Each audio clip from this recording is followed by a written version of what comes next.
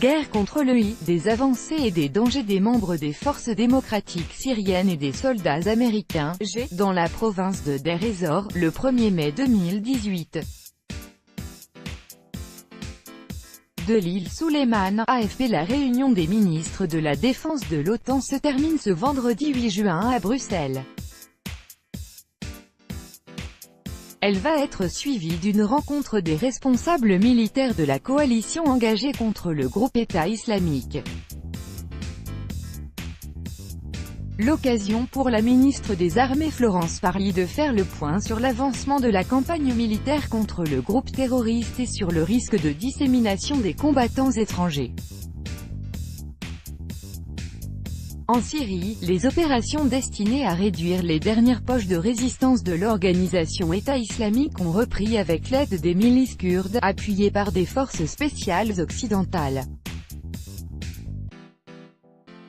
Les FDS combattent de nouveau dans le secteur de Dashicha, notamment dans la basse vallée de l'Euphrate, rappelle-t-on dans l'entourage de la ministre des Armées Florence Parly. Si la traque contre le I se poursuit en Syrie, les services de renseignement redoutent de voir l'organisation renaître ailleurs dans le monde, particulièrement en Asie. L'OTAN n'est pas une force antiterroriste, mais les partenaires de l'Alliance discutent des moyens de préserver les acquis et les enseignements de la campagne militaire contre le I, précise-t-on à Paris.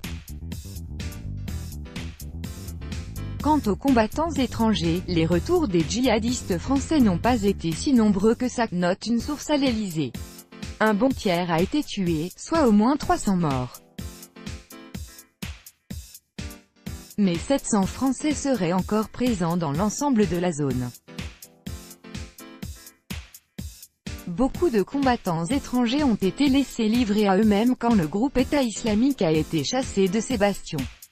Certains sont en Irak, d'autres aux mains des Kurdes pour qui ils représentent une charge importante, mais aussi une forme de monnaie d'échange pour obtenir des avancées politiques, conclut cette source.